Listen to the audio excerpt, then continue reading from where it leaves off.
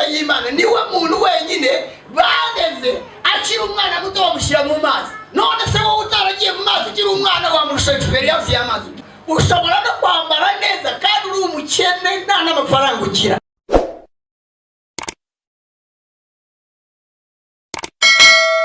Ni umunezero ukomeye, ni amashimwe akomeye cyane. Ikindi ndashimira abantu mwese mukomeje kuba muri aya masengesho. Buriya hari ibintu Imana irimo gukora ku bw'aya masengesho. Yesu ashimwe cyane.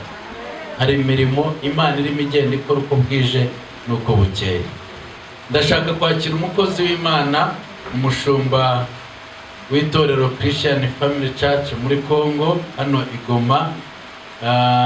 Niwe tumaranye iminsi urimo kutubwiriza, Pastor Elia. N'umugabo Imana yagiriye ubuntu, yasize amavuta, n'umukozi w'Imana, n'umuhanuzi w'Imana, n'umugabo Imana ikoresha imirimo n'ibitangaza. Haleluya. Afite ijambo rizima ryahanuwe riruta amagambo yose kandi rirusha amagambo yose gukomera. Haleluya. Kandi dukeneye kwivugana natwe mu buryo budasanzwe. Reka nkubwire ko buri munsi uko bwije n'uko bukeye hari ibintu bidasanzwe Imana igenda ikora, tukabaho, tukaba bazima, tukarindwa. Ariko uyu mwanya Imana yongera ivugane natwe. Dusenge. Mana, ndagushimiye mu izina rya Yesu Kristo rikomeye, wowe waduhaye kubaho ukaduha ubuzima. Ndagushimiye kubw'uyu munsi w'aya masengesho.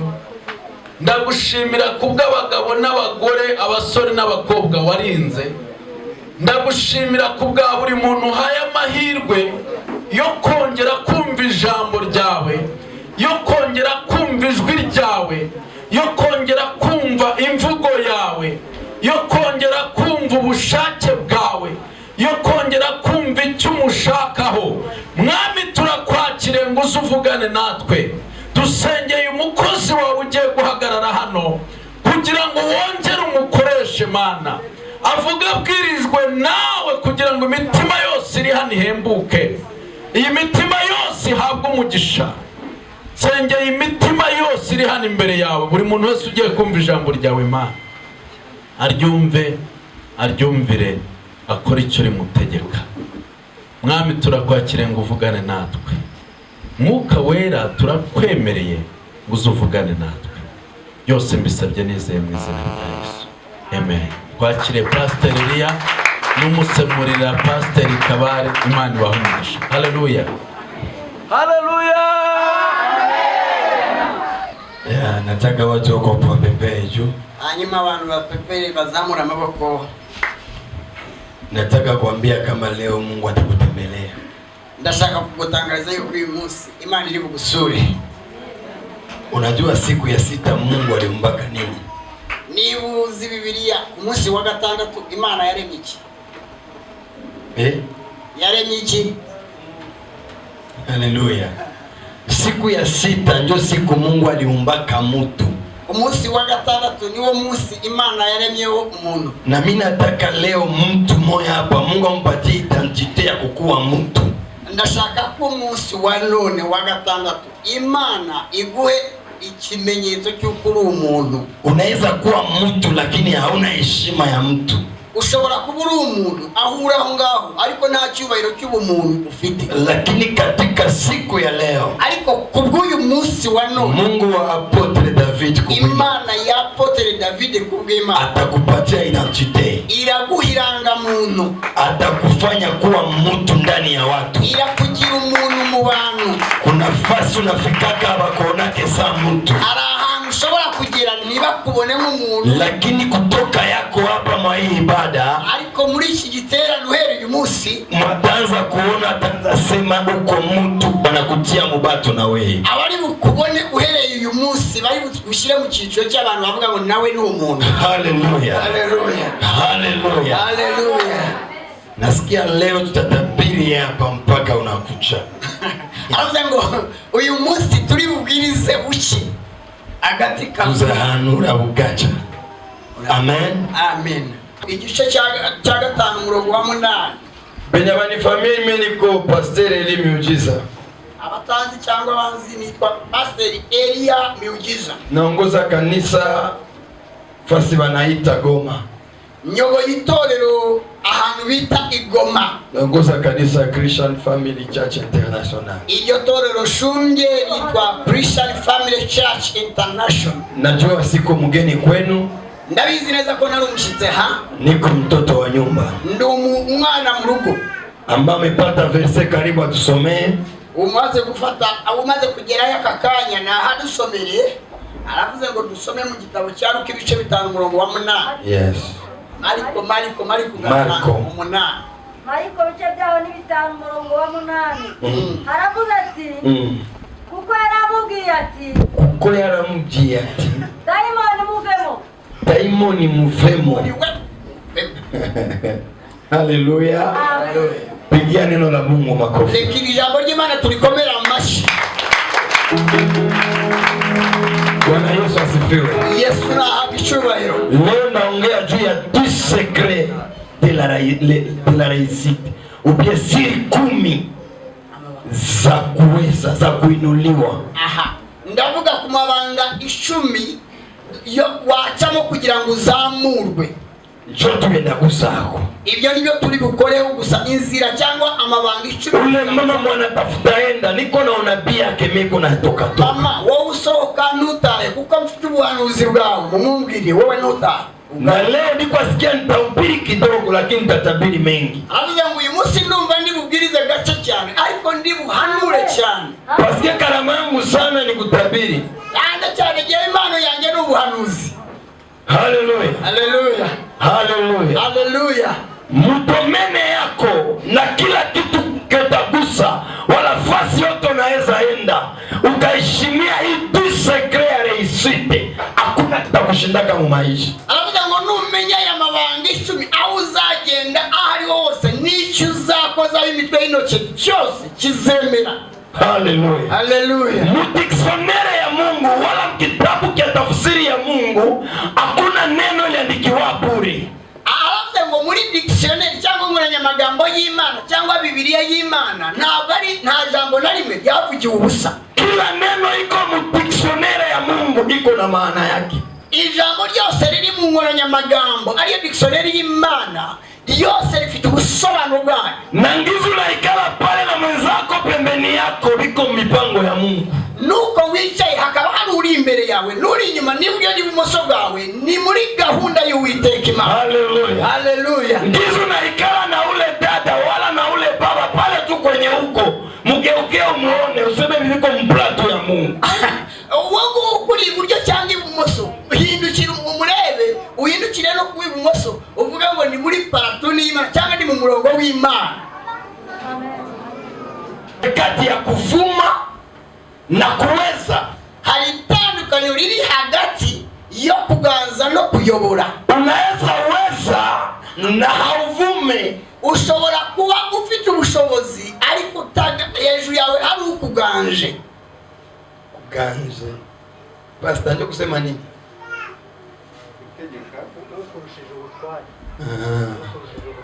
Bwana sifiwe.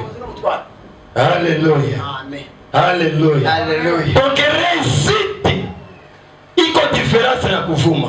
Lero hari itandukaniro rinini hagati y'ubutwari n'ubushobozi. Unaweza vala bien na uko pauvre na uko maskini au na franc. Ushobora no kwambara neza kandi uri umukene nta n'amafaranga. Haleluya. Haleluya. Haleluya. Haleluya. Unaweza weza kuzala watoto na mapenzi ya nyumba haikuwaki. Ushobora no kubyara abana ndetse benshi ariko urukundo mu nzu nta ruhari. Asa Mungu yangaiki yake resultat angaika ndio procedure. Ubihangaiki yake maana abakongomani bakundaga bifaransa cyane. Ega nawe uvuga Ikinyarwanda. Haleluya. So ikibazo ndabwo ari ibyo wabonye cyangwa ibyo ufite ariko kibazo nuko wabibonye mu nzira uko aho byaciye kugira ngo bibone inzira bicamo kugira ngo bibone. Shida haiko resultat lakini shida ni procedure ya kizu lipata baraka. Avuze ngo ikibazo si ibintu ufite ikibazo byaciye wabibonye ute nicyo kibazo ile ndio shida niyo kibazo haleluya probleme ya Mungu ukamonesha resultat kulizaka procedure Imana rero iyo yeretse umusaruro cyangwa ibyo ufite irakubaza byaciye mu zihe nzira ndio maana sema kufa kwa Yesu alikutuokoa niyo mpamvu urupfu rwa Yesu ntabwo byadukijije lakini ngizi Yesu alikufa ndio bilituokoa ariko inzira n'uburyo yapfuye nibyo byaduhaye agakiza haleluya mukora nisikia murimo murabyumva mu yandi magambo asa nkaho arimo kuvuga ngo gupfa iyo aparwaye ntabwo byari kuturokora haleluya lakini ngizi alikufa ndio bilituokoa ariko inzira byaciyemo kugira ngo apfe nibyo byaduhesheje agakiza siku Yesu alikuwa ni mtoto igihe Yesu yarakiri umwana alikuwa mfalme alimuinda kusema amuue hari umwami wamuhize kugira ngo amwice lakini bazazi yake wakamkimbizia Egypte ariko ababyeyi be bamuhungishiriza muri Egypte na akarudia tena nyuma ntabwo yagarutse kuna siku alihubiri fasi panaitwa Betania hari igihe yabwirije ahantu hitwa i Betania wakataka muua kwa mawe bashaka kumutera amabuye kugira ngo bamwice Yesu akashitorokea yake akaenda Yesu arabakwepa aragenda kumbe shida haiko kukufa shida ni ngizi alikufa ikibazo ntabwo cyari urupfu gupfa kwe ahubwo ikibazo cyari arapfa buryo ki haleluya asa kwa gizi Yesu alikufa ndio bilituokoa sie bakristo abarokore rero twakijijwe n'uburyo yapfuye ntabwo twakijijwe kubw'urupfu rwe parce alikuwa prevu akufie kumsalaba hakukuwa prevu akufe na majiwe wala akufe mu mikono ya mfalme na nipepe icyari cy'agaciro ni ugupfira ku musaraba ntabwo ari uguterwa amabuye cyangwa se apfe azize abami cyangwa abatwari haleluya shida ni ngizi ikibazo ni uburyo ni ngizi unapata inzira uburyo byaciyemo kugira ngo ubone wakire unajenga nyumba ni bien kubaka inzu warayubatse cyangwa ugiye kuyubaka ni byiza lakini ulijenga mu njia gani ariko se wayubatse cyangwa ugiye kuyubaka mu zihe nzira haleluya amen uliolewa ni mzuri yego warashatse lakini uliolewa mu njia zaye ariko se washatse mu buryo ki unahubiri mzuri unatabiri ni bien agiye kubwiriza neza ndetse uranahanura neza unahubiri mu njia zaye ariko se uhanura mu buhe buryo ndio Biblia inatuambia hivi niyo mpamvu Biblia itubwira ngo ile siku uwo munsi bamwe batasema bamwe bazaza imbere y'umwami Baba tulifukuza mapepo kwa jina lako twirukanaga abadayimoni mu izina ryawe tulitabiri kwa jina lako bahanuraga mu izina ryawe Yesu anawaambia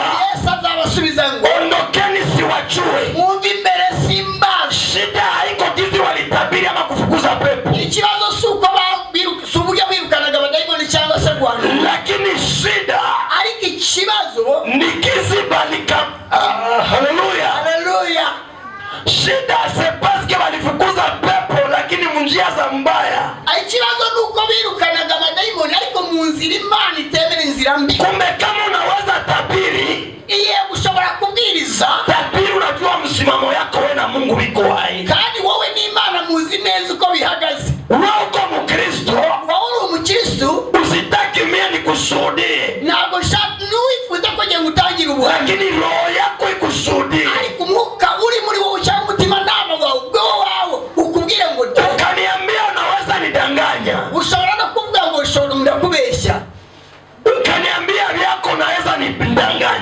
ushobora no kumbwira ibyawe umbeshya lakini roho yako hauwezi danganya umutima wawe ni wawushuka cyangwa ngo ububeshye sasa kama utakuya mukanisa huko unadanganya Mungu rero niba uza mu rusengero ubeshya Imana ipo siku Mungu atakwambia ondokeni sikujui abo umunsi Imana izakubwira ngo mvi imbere wankoze ibibi we sinkuzi ndio Biblia atuambia niyo mpamvu Biblia itubwira faida gani tupate ulimwengu yote ni byamara iki kuba kubona iby'isi byose lakini kesho tukosa ufalme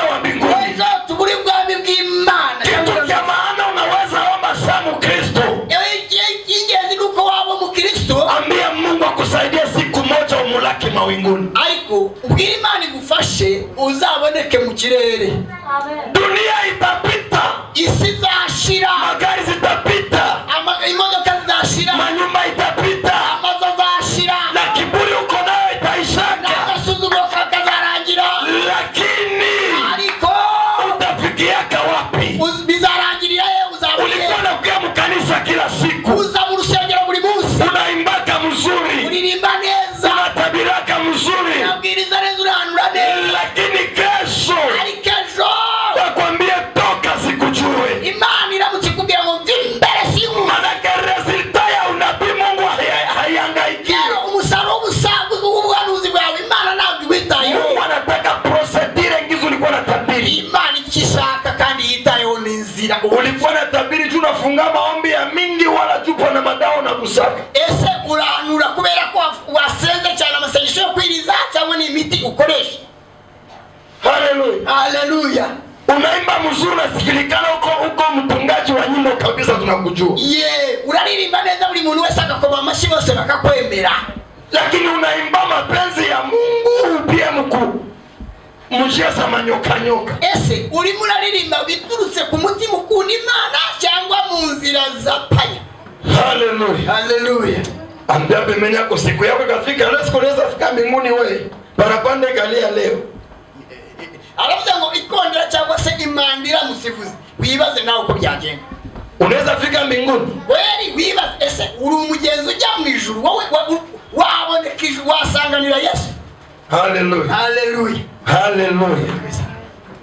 Haleluya. Haleluya. Tafuta kupendeza Mungu. Shaka uko wanezeza Uwiteka Imana. Acha ya kutaka wanadamu bakujue. Nushaka kunezeza cyangwa no kumenywa n'abantu. Kinaua kanisa za leo. Icisha amatoro ya none. Mumetaka sie bachungaji tuwayue. Murashaka twebwe abashumba n'abapasiteri tubamenye. Sie bachungaji kimetuua. Twebwe nakitwa indwara yacu. Tunataka watu ya mingi batuyue. Natwe turashaka kumenyekana abantu benshi batumenye. Wewe ukanishota nipa nini? Ese wowe numenya uzamiki? Nikakushua ndakupa nini? Ese je nimenya nzagufasha iki? Tuliokolewa kupitia damu ya Yesu Kristo. Twakijijwe biciye mu maraso y'umwana w'intama w'Imana. Tafuta Yesu ndio akujue. Cyako ukuntu Yesu wenyine yakumenya. Kama uko nakuya hapa muibada, niba uzaga muri iki giterane, juu ya Mungu abadilishe maisha yako. kugira ngo Imana ihindure ubuzima bwawe n'imibereho yawe. Eske umeshabadilisha wewe matendo yako? Ese ibikorwa byawe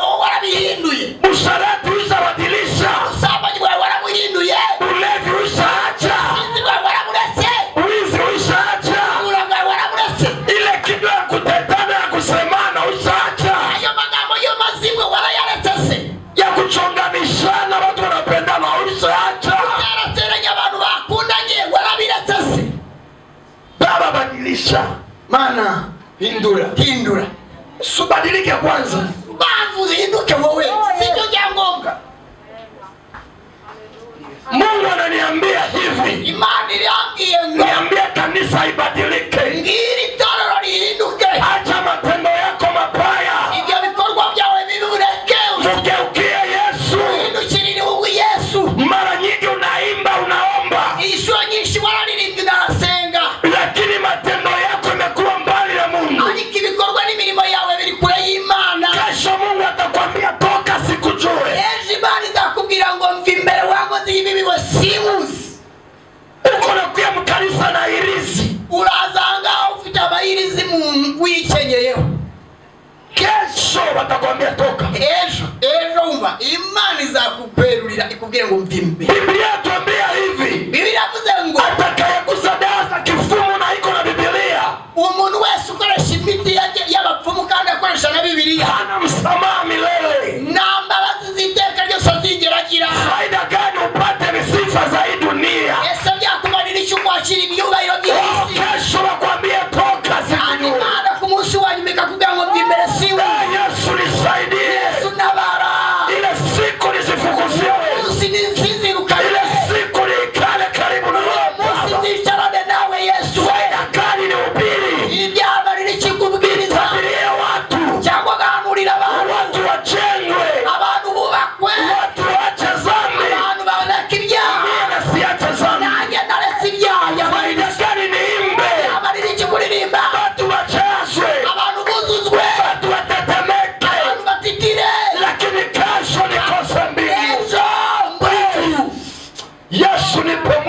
mzuri. Yesu miherezo ryiza.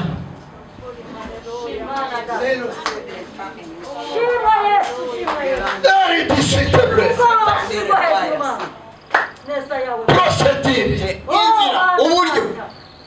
Procédure. Uburyo, inzira.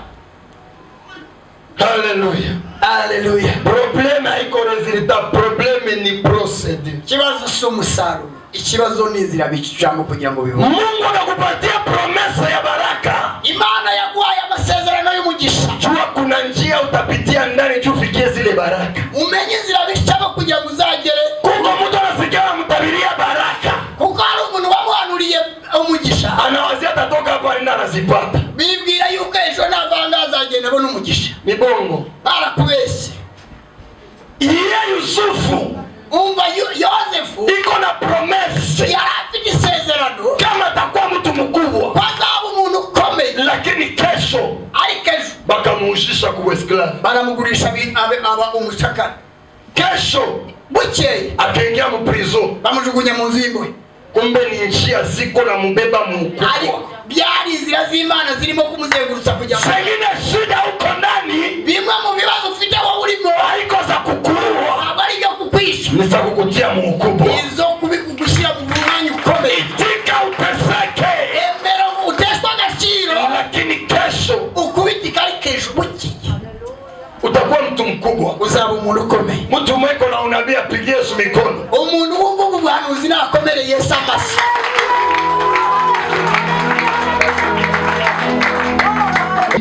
Hari ibindi bintu. Jua kuvumilia. Tubona kubera kwihangana no gukomera. Jua kuvumilia. Tubona kubera kwihangana. Mungu akupatia promesa. Imana ikagwisezerana. Jua kuko njia itapitia ndani tena ya nguvu. Hari ibintu ushobora kunyuramo no gufite iryo sezerano. Shufikie ile promesa. Kugira ngo uzagere muri iryo sezerano. Baswahili banasema hivi. Abaswahili baravuga ngo ukakatala jangwa.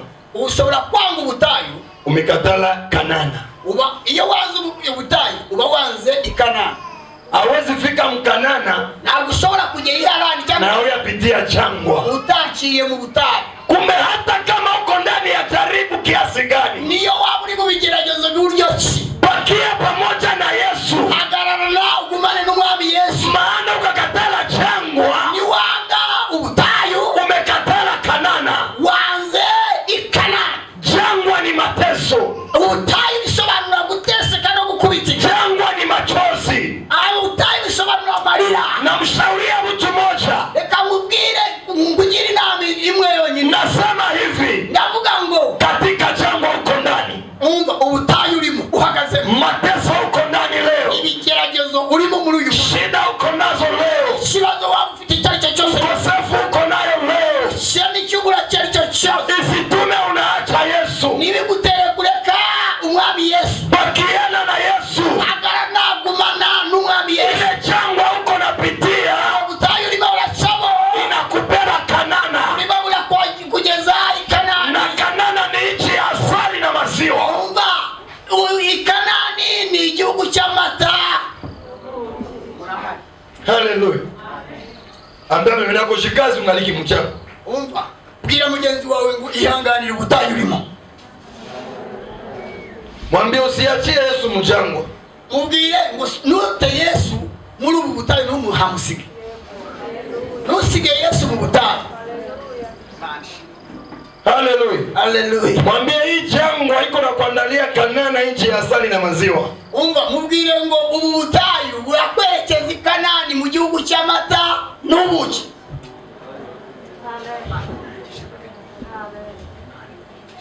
Haleluya. Haleluya. Haleluya. Haleluya. Haleluya. Kila mtu mwenye alinuliwa na Mungu. Buri muntu wese wazamuwe n'Imana. Iko na parcours ya souffrance maisha yake. Afite inzira z'ubusamu yagiye acamo. Iko na njia za mateso, iko na ushuhuda ya mateso alipitaka ndani mbele ya mtu mkubwa. Abafite ubuhamya bw'inzira zirwanye yaciyemo kugira ngo atahe. Uliza wenye walianzaka Christian Family Church. Ya mu mateka y'abatangije itorero Christian Family Church. Balianzaka namna gani? Batangiye batebaza amateka yabo. Bangevunjika kama zamani kama tuko hapa. Ese iyo bacika intege itekereza ko twari kuba tukiranga.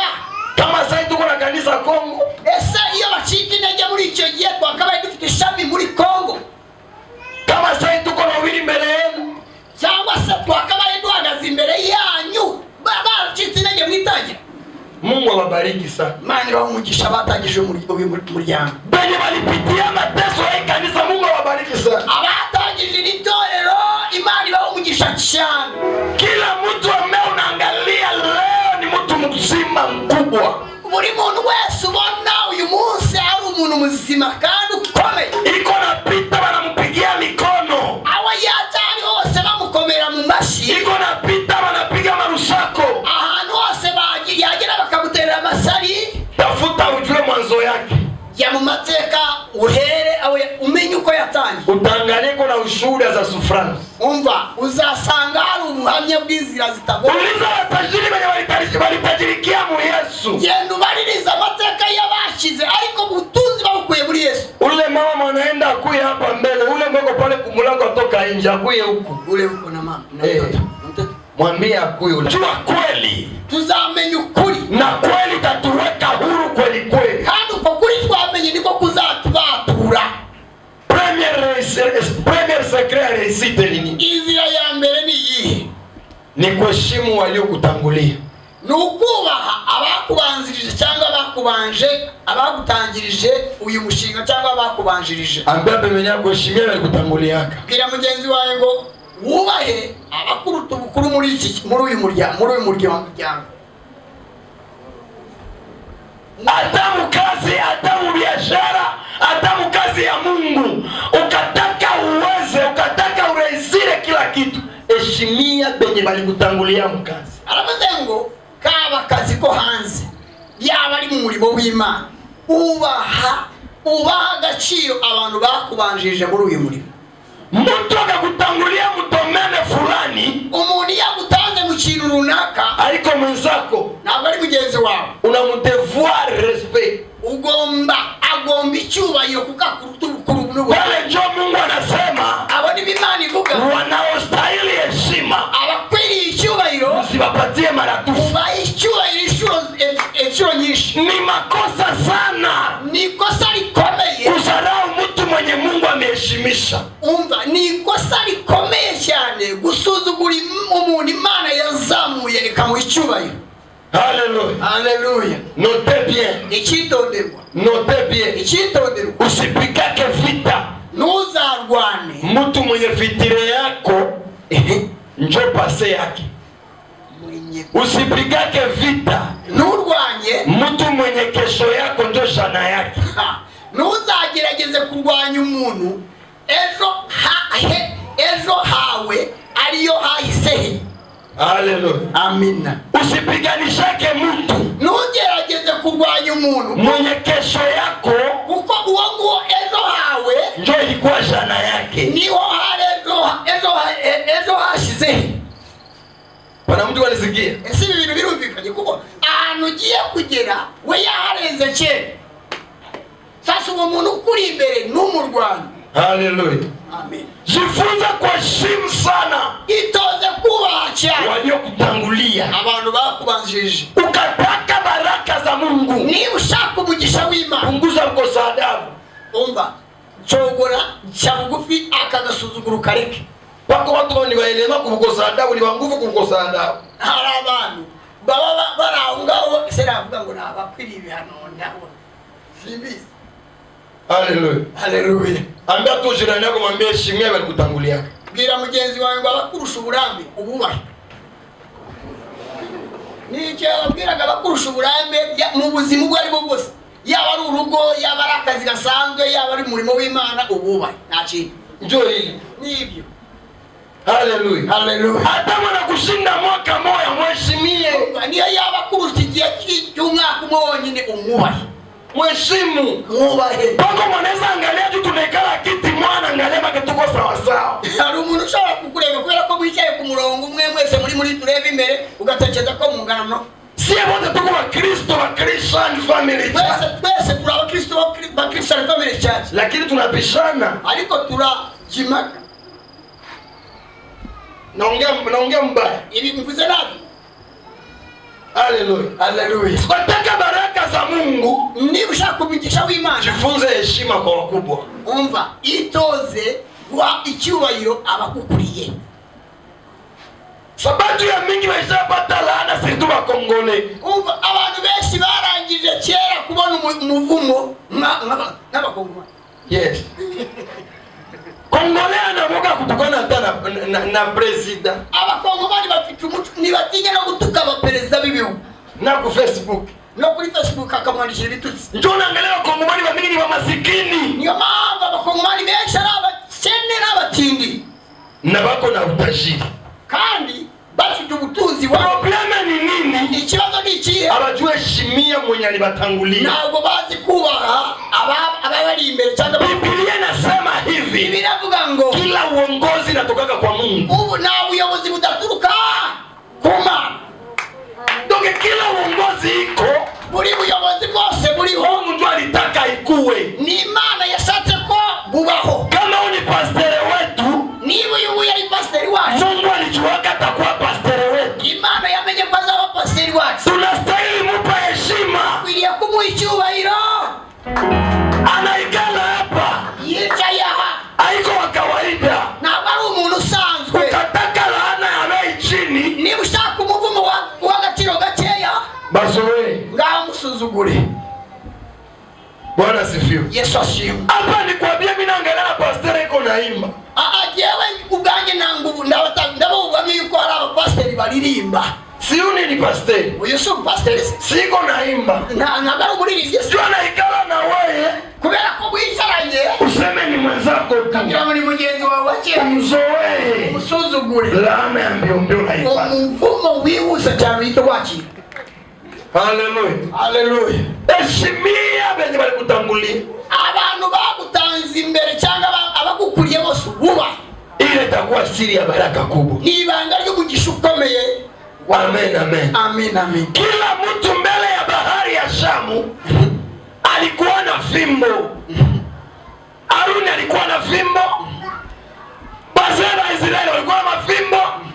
Lakini fimbo zao zilikuwa hazipasula bahari ya Shamu. Aha. Aravuze ngo mu bakuru b'Abisirayeli bose babaga bafite inkoni. Aroni yari afite inkoni. Ariko izo nkoni zose nta nkoni yabashaga gutandukanya inyanja itukura keretse ya Mose. Haleluya. Amen. Haleluya. Haleluya. Paske walikuwa naelewa mai ni mumoya. Wari ufite iryo banga cyangwa kubera yari umwe wenyine. Mwenye anajua ya mai ni mtu moya. Umuntu wari ufite iryo banga ry'amazi ni umuntu umwe wenyine. Ni Musa tu. Ni Mose si wenyine. Mose Na ndio mwenye alikuwa naelewa ma experience za mai. ni wari ufite uburambe bwo kumenya ibintu. Yeye ndo alitupaka yule ya mai na ni bebe na kaishi.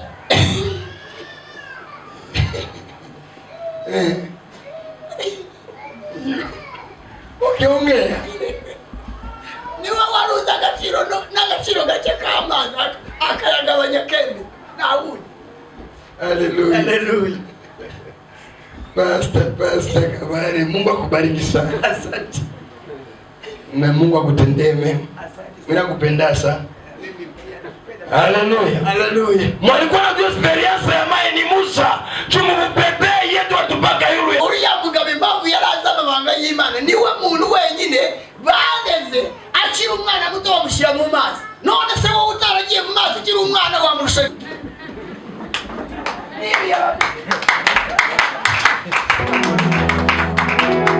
Ya na ndio maana Musa yeye peke niyo mpamvu Mose wenyine alikuwa na uwezo kugabula mai. iyo wenyine wari ufite ubushobozi bwo kugabanya amazi cyangwa inyanja cyangwa rero wenyine. Haleluya. Haleluya. Basikia iko na ile experience. We yari afite ubunararibonye bw'amazi. Ya bahari ubie ya mai. Amazi cyangwa inyanja yari afite experience yayo. Mungu atujue sie wote sawa sawa. Buri muntu wese Imana iramuzi, twese iratuzi neza. Na huyu anajua uko yule ya huyu na uko chini ya huyu. Imana izi neza ko kanaka ari hejuru y'undi, uyu ari munsi y'undi. Sasa ni magonjwa kukua fasi moja kisha tuzoeane. Kandi ni amakosa kuba turi ku rugero rumwe kandi nanone twarangiza tugasuzugurana. Tuko kanisa moja lakini tunazoeana. Tugaziranye nubwo turi mu itorero rimwe. Karama yako haiko yangu. Imana yawe siyo yanjye. Na yangu haiko yako. Yanjye siyo yawe. Sasa tupatiane respect mu mahuduma. Bisobanura iki? Reka twubahane kuko iyawe ndayikeneye nanjye iyanjye urayikeneye.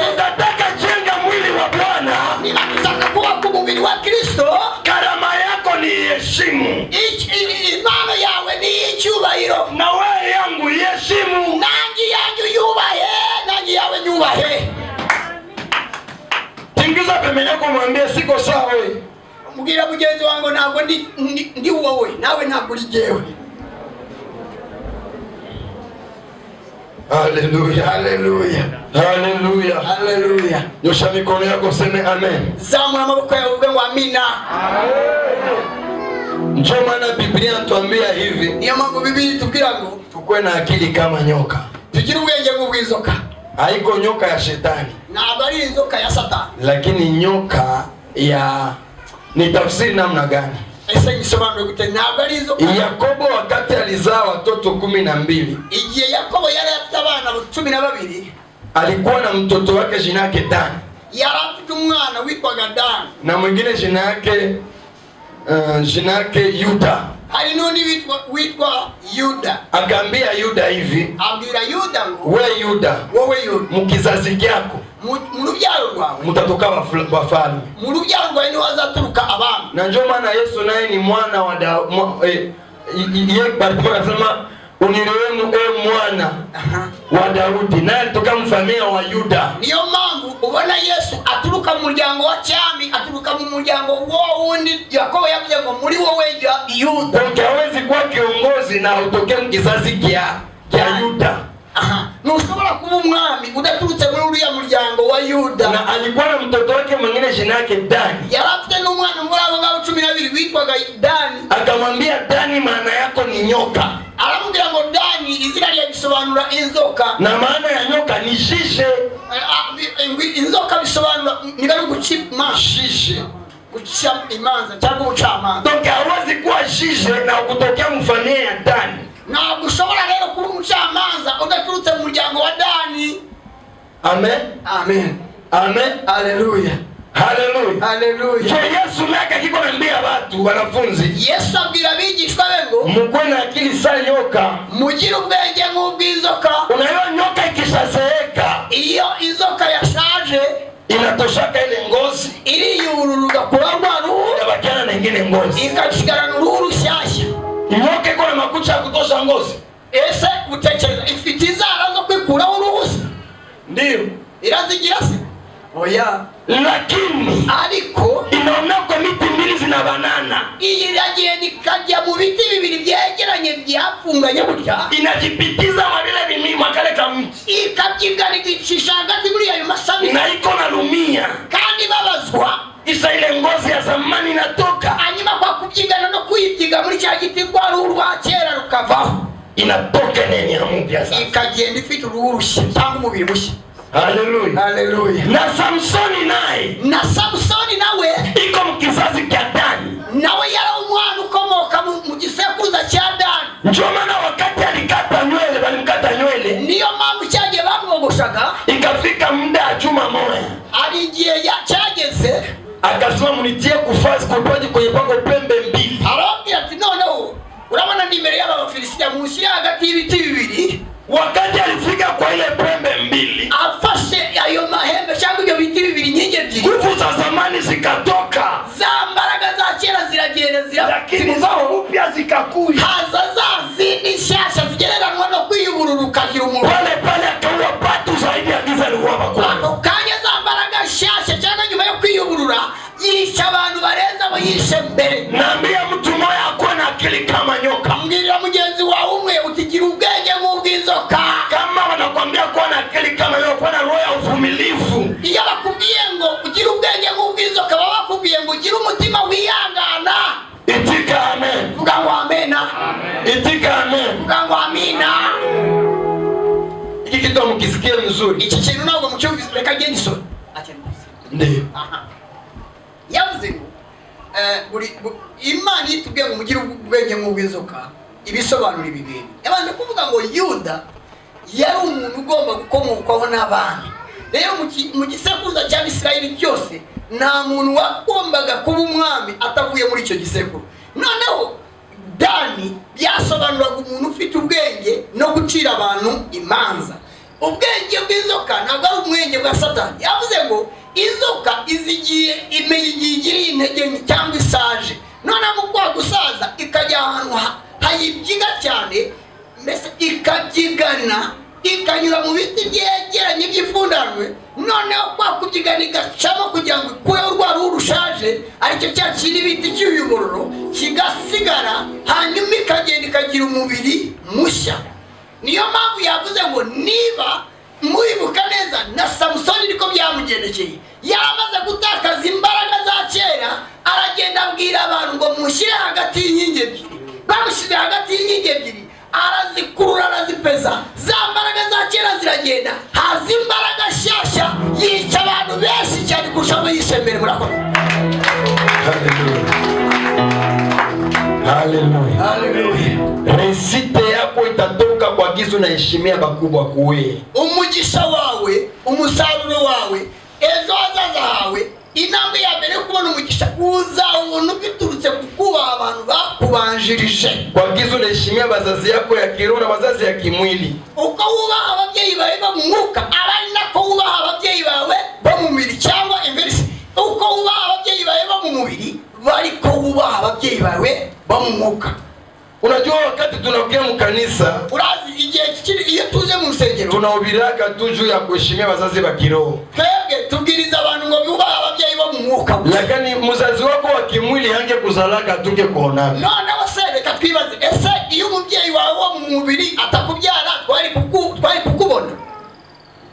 Na kama waheshimia baba yako walikuzalaka na mama yako, utakiheshimia pa pastere ni bongo. Ntabwo rero wakubaha mpasteri wawe utabanje kuba wakubyaye mama wawe cyangwa papa wawe, ntibyashoboka. Amen, amen. Amina, amina. Muko nanisikia lakini kanisa, itorero murimo murumva ibintu ndimo kubabwira, aya mabanga murimo mama ni mtu wa maana sana. Umubyeyi mama wawe ni umuntu w'agaciro cyane. Wako hoteli ya kwa jour ni $100. Wako ma hoteli fe journée moke maza kuna ni 24 unalipa $100. Aha, hari hoteli imwe ushobora kurara bijoro rimwe byonyine ugatanga $100, ribyo ibihumbi 100 birenga amafaranga make by'inanga. Amen. Amina. Lakini mtumbo ya mama yako likaraka ndani miezi 9. Tekereza, iyo hoteli bita mama wawe, munda ya mama wawe warayemo amezi 9 kuba $100. Ulikuwa unafanyia wewe mtumbo ya mama yako? Ariwo wituma Unakoelea mule? niwo wajaraga, Unayamba mule? niwo usurira. Amen. Amin. Unasikia hamu ya Fanta amekuletea mdunia? Ukumva Fanta haikuzanianga mwisi, Kisha umeshazaliwa unakuwa mkubwa, wamaze kuvuka umaze kuba ukomeye cyangwa warakuze, banakuambia mama yako ni mulozi na unaitika. hanyuma bakubwira ngo mama wawe ni umurozi ukeme. Angekuwa mulozi angekukulia mtumbo. Ese iyo aba ari umurozi naba yarakwitiye mu nda yawe. Bwana asifiwe. Yesu nashimwe. Niambia pembeni yako ushafanyizia nini baba yako wala mama yako? Mubaza mugenzi wawe mwegeranye, ese inyiturano cyangwa se igiye mu baba warahemye mama wawe cyangwa ni papa wawe ni kiyo? Bako umekopa na franga yao hata umage kikwembe. Tekereza, hari abantu muri mwebwe bashobora kuba bafite n'amafaranga ariko akaba atarigeza buriya nyina cyangwa papa we. Iko na mapantaloza mingi hapa mu vile babake kwa mcharo na pantaloza kushonea ku mavundo. Tekereza, akaba nanga afite amapantalo menshi, imyenda myinshi, ise yibereye mu cyaro, umva imyenda yaramucikiyeho, ntashobora no kumufasha. Tutaendelesha kesho. Tuzakomeza ejo. Na najisikia kesho nitatabiri sana. Ejo ndumva nsananura cyane. Kesho ni siku tu ya kutabiri, sitahubiri. Ejo sinzabwiriza, nzahanura gusa. Gusa. Maana kesho naomba wanipokee mbele ya wakati. Ngenda shaka kejo bazanyakira mbere y'igihe. Shuni tabiri sana. Kugira ngo numve mbohotse kandi uko Imana izabimbima. Amen. Amina. Amen. Amen. Amen. Amen. Lakini heshimia baba na mama yako. Ariko wubahe so na nyoko, utapata baraka zaidi. Uzabana. Na Biblia tuambia hivi. Na Biblia avuga ngo heshimu baba na mama yako. Wubahe so na nyoko ili siku zako zikuwe za mingi hapa duniani. Kugira ngo iminsi yawe yo kubaho ibe myinshi bwire. Hauna droit ya kusirika unasema hutasemeshaka mama yako wala baba yako. Na burenganzira ndabushifite bwo kuvuga ngo ndaramuraka sinzongera kuvugana na mama, sinzongera kuvugana na papa wanjye.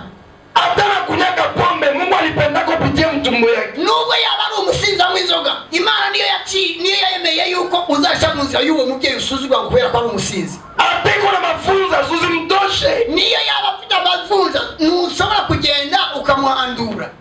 Njoo baba yako, njoo mama yako. Niwe mama wawe n'ubundi niwe papa wawe nawe Mungu anatuma leo unaikala Kigali. wowe utuye ahangaha i Kigali kubera ko byashyiriye muri we nta handi. Kurukoza rao baba na mama. Kuki wasuzugura mama na papa? Utapatia baraka wapi? None se umugisha uzawukura hehe? Hauna droit ya kuzirikia mzazi. Nta burenganzira ufite bwo kurakarira umubyeyi.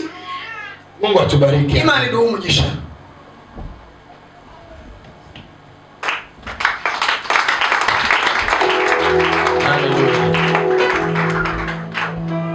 Twanyuze mu mashyamba yakomeye cyane, tunyura mu bibaya bikomeye.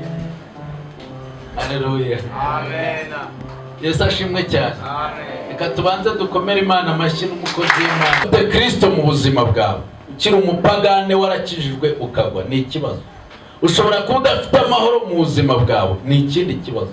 Ushobora kuba nta byishimo ufite mu buzima bwawe ni ikibazo. Ariko Imana twizera iyo tugiye gusenga ni Imana itanga byose. Haleluya. Ni Imana ifite byose ukeneye wifuza. Wanyuze no mu bintu byinshi cyane, twavuga ngo wanyuze mu bintu bikomeye, ariko ibyo wita ko bikomeye wanyuzemo ukaba ukiriho nuko wagendanye n'Imana ikomeye mu bihe bikomeye. Yesu ashimwe cyane. Haleluya. Abazi kubabanye n'Imana mu bihe bikomeye tuzamura icyubahiro. Haleluya. Hari ibihe twanyuzemo byari biteye ubwoba, cyangwa se twashoboraga no kuhitanwa n'ibyo bihe, ariko Imana ntiyadutereranye. Haleluya. Amen. Twanyuze mu mashyamba y'inzitane, tunyura mu misozi. Twanyuze mu mashyamba akomeye cyane, tunyura mu misozi. Ariko ntiwadutaye, ntiwadusize twenyine.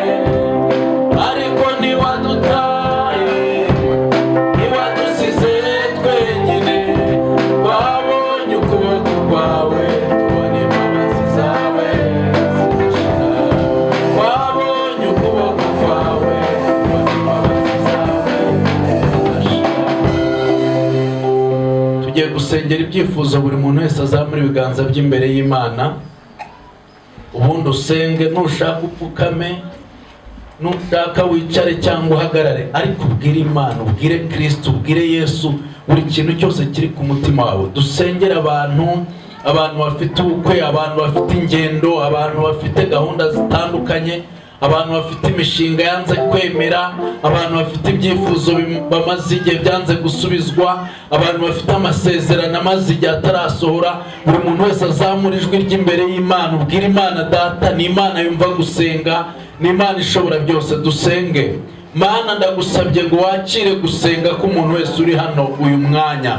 Akira gusenga k'umuntu wese wumvise ubu butumwa. Akira gusenga kw'abagabo bakirira ijambo. Umva gusenga kw'abagore. Umva gusenga kw'abasore n'abakobwa. Umva ibyifuzo byabo, Mana ishobora byose, mu izina rya Yesu Kristo rikomeye. Abo bantu banyuze mu bihe bitandukanye, ariko kuko uri Imana nyir'ibihe, wabaye mu ruhande rwabo, warabarwaniriye, wabagiriye neza. Mana yacu, izina ryawe nirihabwe icyubahiro, izina ryawe nirishyirwe hejuru.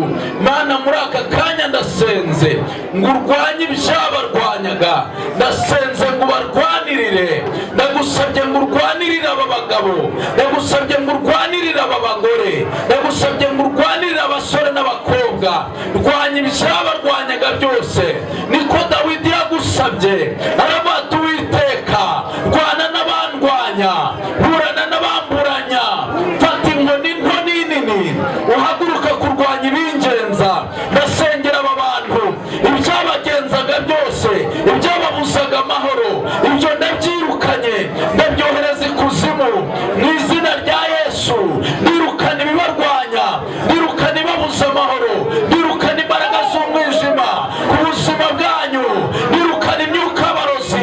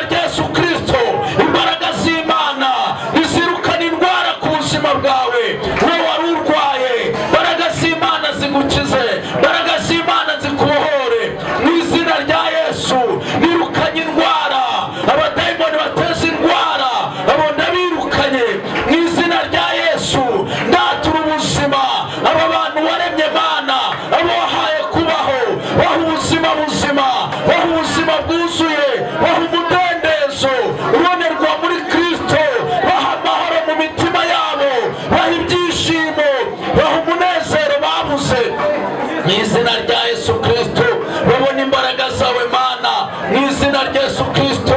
Ntibabone imyambi ya Satani, ntibabone ibyabarwanyaga, babone wowe Mana ibarwanirira, babone ukuboko kwawe uyu mwanya mu izina rya Yesu Kristo rikomeye. Abantu bafite ingendo bari barabuze uburyo zizaba, Mana ubashyigikire. Abantu bitegura ubukwe babonaga bikomeye, Mana ubacira inzira. Abantu Mana ishobora byose bifuza gushaka, Mana ububakire, ubagirire neza, ubaha abafiyanse. Mana ishobora byose ndasengera bifuza akazi, Mana ubacira inzira, ubaha akazi k'umugisha, kuko uri Imana ishobora byose mu izina rya Yesu. Mana baha akazi, bacira inzira, babona akazi k'umugisha, amaboko yabo akore, batera imbere mu izina rya Yesu Kristo rikomeye. Abatarakizwa abo ndabasengeye, Mana ngo ubahe agakiza, imbaraga zawe zibazeho mu izina rya Yesu Kristo, imbaraga zawe zibagenderere. Uyu mugoroba agire neza, uri Imana ihindura mu izina rya Yesu. Niwe wahindura imitima y'abantu bawe Mana, abari mu ntege nke bakabona imbaraga zawe mu izina rya Yesu. Buri muntu wese wumvise ijambo ryawe mugoroba uyu munsi wabaye imbere yawe, abona ukuboko kwawe, abona imbaraga zawe. Mana tabara aba bantu, Mana rengera abantu bawe, rengera abantu bariraga, ubahanagura amarira, rengera abantu Mana ibibazo bari bafite, Mana ubikemure, babona ukuboko kwawe, babona imbaraga zawe mu izina rya Yesu Kristo rikomeye. Ubagirire neza Mana, aba bantu babone neza y'Imana, bayibone mu ngo zabo, bayibone mu miryango yabo, bayibone mu kazi bakora. Niko umuririmbyi yaririmbye, arabangwa neza ye narayibonye babisha bangose. Uyu mwanya ndasengera aba bantu, aba bagabo n'abagore, abasore n'abakobwa, babone neza y'Imana. Babonye inabi y'abantu, babonye inabi ya Satani, ariko babone neza y'Imana ku buzima bwabo. Haleluya! Babone neza yawe Mana, bakubone, bakubone Mana. Abagushaka bose bakubone, abagukene bose bakubone, mu miryango yabo bakubone, mu rubyaro rwabo bakubone, mu bavandimwe babo bakubone, mu Mwami Imana bakubone iburyo n'ibumoso, bakubone ku manywa, bakubone nijoro, ubabere ingabo ibakingira, ubabere byose, babone imbaraga zawe, babone ukuboko kwawe Mana, maze bahimbaze izina ryawe. Ambika abakeneye kwambara, gaburira abakeneye ibyo kurya, rengera imfubyi n'abapfakazi. Uragirire neza Mana, girira neza abana bawe bakubone mu izina rya Yesu Kristo rikomeye. Babone ukuboko kwawe, babone imbaraga zawe. Urakoze Mana yacu, uri Imana yumva gusenga. Urakoze kwakira ibyifuzo byacu, urakoze ku byose wabyumvise, urakoze ku byose wabibonye, urakoze ko wabyitegereje, urakoze kugiye kudusubiza, urakoze kugiye gusohoza amasezerano ayo abo wasezeranije. Ibyo wababwiye urabizi kandi urabyibuka, kuko uri Imana itibagirwa. Namwe ibyo uraza kubisohoza kugira ngo izina ryawe rihabwe icyubahiro. Urakoze Mana, tugukomeye amashyi kandi turagushimiye mu izina rya Yesu Kristo. Urakoze, amen.